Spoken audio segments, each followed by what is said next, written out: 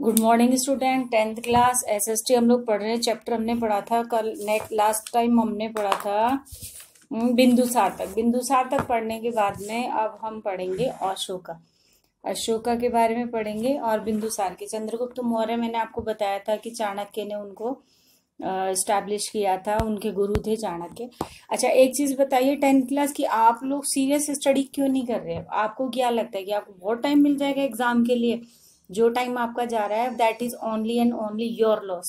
किसी का लॉस नहीं है, सिर्फ और सिर्फ आपका। आज आपको सब बोल रहे हैं बेटा स्कूल नहीं जा रहे हो, कोई बात नहीं, थोड़ा तो पढ़ लो, थोड़ा थोड़ा पढ़ लो, है ना। अभी कोई ये नहीं बोल रहा कि आप बेटा सीरियस पढ़ो, बहुत ज्यादा पढ़ो, ये करो वो करो, कोई नहीं बोल रहा।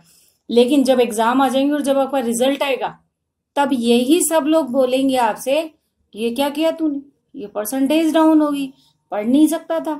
ये सब भूल जाएंगे कि लॉकडाउन था, हमने स्टडी नहीं की, स्कूल लेट खुला था, ये किसी को याद नहीं रहेगा, सिर्फ परसेंटेज याद रहेगी। तो आप लोगों को सीरियस होना। और आप ये सोच रहे हो कि आपको कोई एक्स्ट्रा टाइम मिल जाएगा, नहीं, आपकी क्लासेस वो एग्जाम वही मार्च में ही होंगे, आपको कोई एक्स्ट्रा टाइम नहीं मिलने वाला। इसलिए don't waste your time, seriously.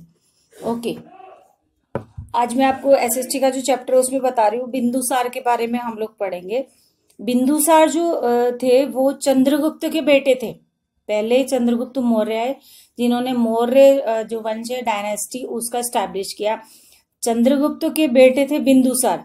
Bindusara के बारे में हम लोग पढ़ेंगे। उनको चंद्रगुप्त को एमिस्टोचेस भी कहा जाता था। वायु पुराण है उसमें बताया गया कि उन्होंने भाद्रसारा के नाम से भी जाना जाता है। जैन जो धर्म है ना उसमें जो लिखा गया है उसमें सिंह सेना के नाम से भी उनको जाना जाता है। और इसके अलावा उन्होंने मगध एम्पायर है उसको पूरे को अपने अंदर मिक्स कर लिया था।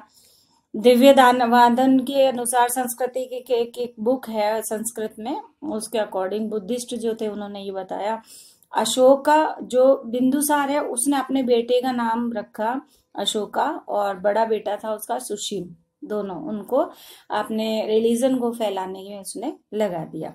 उसके बाद में उसने जो ग्रीक रूलर थे एंटीचस, उन्होंने उसको अपॉइंट किया एज ए पर्सन कि तुम डायमचस जो है उसका बेटा, उसको आगे अपने जो रिलीजन है और अपना जो एम्पायर है उसको बढ़ाने के लिए बिंदुसार ने अपने दोनों बच्चों को लगा दिया। दो बेटे जो थे उसके बेटों के नाम क्या क्या थे? एक का तो उसने अशोका ही रख दिया था और एक का नाम उसने सुशीम रखा था। दोनों बेटों ने अपना एम्पायर इंक्रीज करने में, उसको एक्सटेंड करने में उनको लगा दिया। उसके बाद में आए अशोका।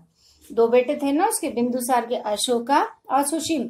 सुशीम ने कोई बहुत ज्यादा रोल प्ले नहीं किया, सुशीन की को तो थोड़ा सा लाइटली स्लाइड कर दिया। अशोका आगे बढ़े, गद्दी पे तो एक ही बैठ सकता है, तो अशोका को आगे बढ़े। जो पावरफुल होता है, कुछ जगह होता है कि जो एल्डर होता है, कुछ जगह होता है कि जिसकी चलती है या जिसपे ज्यादा पिता का ज्यादा प्रेम होता है ना, उसको गद्दी पे बिठाया जाता है। बहरहाल यहाँ पे हम अशोका को आगे बढ़ाया गया। जो बिंदुसार की विरासत थी वो मिली अशोका को। अशोका जो थे मगध का रूल उन्होंने आगे बढ़ाया। मास्की और गुजर के रिकॉर्ड में है, उसमें उन्होंने बताया साउथर्न इंडिया के में अशोका के नाम से वो प्रसिद्ध हुए, फेमस हुए। अशोका जो थे उन्होंने देवयाम प्रिया के नाम से या देवानम प्रियादर्शनी के नाम से भी उनको जाना जाता था। अशोका ने जिस लेडी से विवाह किया उसका नाम विदिशा था। क्या नाम था उसका? विदिशा। अशोका की बेटी हुई, उसका नाम संघमित्रा और उसके बेटे का नाम महेंद्र। बेटी का नाम संघमित्रा और बेटे का नाम महेंद्र। ओके, उसके बाद में उनकी जो रानी थी कुरुकाकी के नाम से था। ये डिस्क्राइब किया गया है अशोका की जो स्क्रिप्ट जो उस टाइम पे बुक्स लिखी हुई थी उनमें ये सब आया है। उस टाइम जो रानी थी उनके दो बच्चे थे संघमित्रा। आपने अगर संघमित्रा का नाम सुना हो, उन्होंने श्रीलंका तक जाकर के बौद्ध धर्म को एक्सटेंड किया था। बौद्ध धर्म के लिए काफी काम किया था संघमित्रा ने अपने उसको बढ़ाने के लिए। ये अशोका बहुत पावरफुल था, बहुत वीर, बहुत कहना चाहिए कि ब्रेव एक राजा था।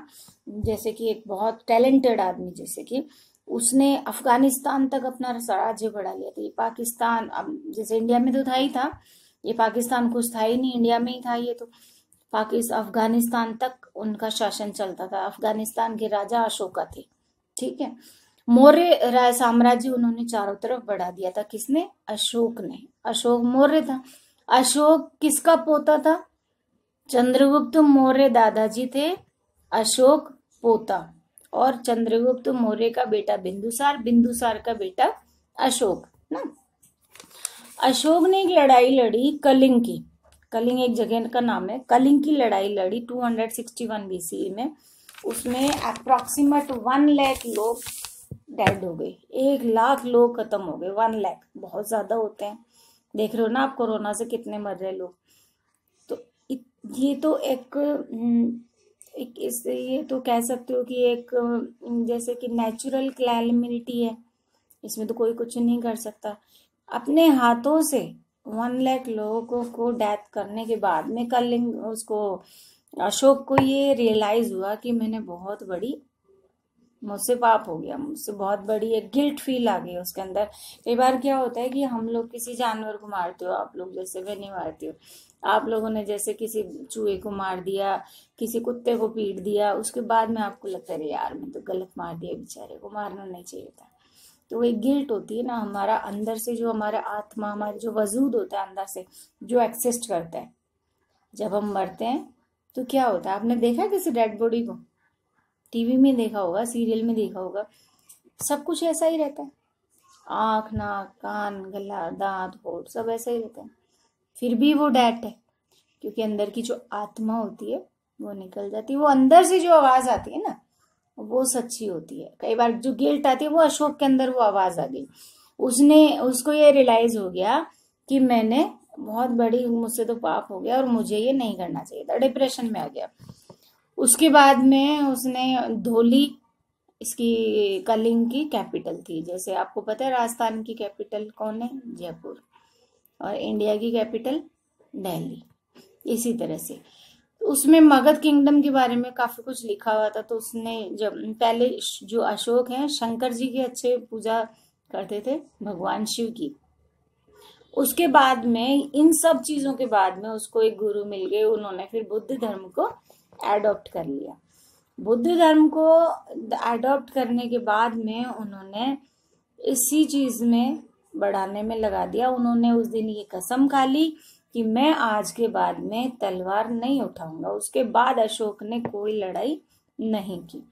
उनका जो ह्यूमैनिटी जो रिकॉर्ड्स है उसके अकॉर्डिंग जो उनके टैक्स लेते थे, चोल, चेरा, पांडे, केरला, ये सब जो थे उस टाइम जो टैक्स लेते थे, घराने होते थे डायनेस्टी, उसका 1/6 या 1/8 पार्टी लेते थे। बहुत कम जैसे कह सकते हो। अगर वो 8 रुपीज ले रहे हैं तो ये 1 रुपी ले लेते थे। ये रेशो रहता था।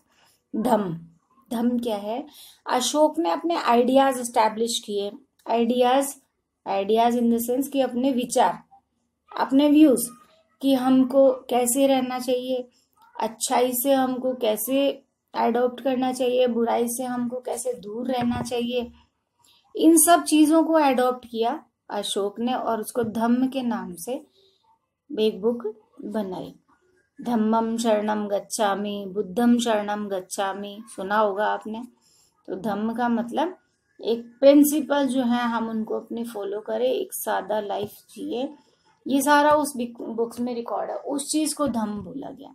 बौद्ध धर्म का मेन है, जैसे हिंदू धर्म में रामायण वैसे बौद्ध धर्म में धम्म। ठीक है। धम्म यात्रा, धम्म यात्रा होता है तीर्थ। जैसे हम चारों तीर्थ जाते हैं, हिंदू जो होते हैं चारों तीर्थ में करते हैं ना, बद्रीनाथ, केदारनाथ, अमरनाथ, और कौन सा होता है मुझे याद नहीं आ रहा, 4 धाम होते हैं। ठीक है। तो ये चार जैसे तीर्थ होते हैं वैसे धम्म की यात्रा होती थी। ट्रेवल, रिलीजन ट्रेवल जिसको बोलते थे। पेज नंबर 6 के ऊपर है आपकी ये। अशोक ने अपने रीजन में, किंग जो है उसने यात्रा जो थी उसको किया, धम्म यात्रा की पूरी अरेंजमेंट की उसने। बुद्धिस्ट में के लिए पिलीग्राम बनाए उसने, पिलीग्रमेज बनाए उसने। ब्राह्मण जो थे, उन जो नीडी लोग जो थे उनको गोल्ड दिया उसने, पैसा दिया उनको कि आप लोग जाओ यात्रा करो, अच्छी चीज सीखो। ठीक है। तो अब नेक्स्ट चैप्टर में हम नेक्स्ट टॉपिक लेंगे हम लोग नेक्स्ट लेक्चर में। अभी हम इसको पेज नंबर 6 को क्लोज करते हैं। पेज नंबर 7 से हम नेक्स्ट टाइम स्टार्ट करेंगे। ठीक है। आप लोग स्टडी करिए। अच्छे से करिए। गोल्डन फ्यूचर एकेडमी के बच्चे और एक्सीलेंट चिल्ड्रंस एकेडमी के बच्चे दोनों की सेम कंप्लेंट आ रही है, आप लोग सीरियसली नहीं पढ़ रहे हो। आप लोग वीडियो देखते हो, लेक्चर देखते हो, लेकिन बस देख करके मोबाइल रख देते हो। उस चीज को ना तो आप नोटबुक में उतार रहे हो, ना आप उस चीज को लर्न कर रहे हो, ना ही आप उस चीज को कब दोबारा रिवाइज कर रहे हो। ये बहुत बड़ी मिस्टेक कुछ कुछ स्टूडेंट्स कर रहे हैं, लेकिन 80% स्टूडेंट जो हैं वो इग्नोर कर रहे हैं। ये नेग्लिजेंसी आप लोगों को बहुत भारी पड़ेगी। Students be aware. आप लोगों को 10th क्लास खासकर बी अवेयर। लास्ट टाइम आपको एक एक दिन वन डे आपको लगेगा अरे यार एग्जाम थोड़ा सा एक्सटेंड हो जाए, हमको टाइम नहीं मिला। उस टाइम आपको मेरी बात याद आएगी। So be aware please. Have a nice day. Bye bye.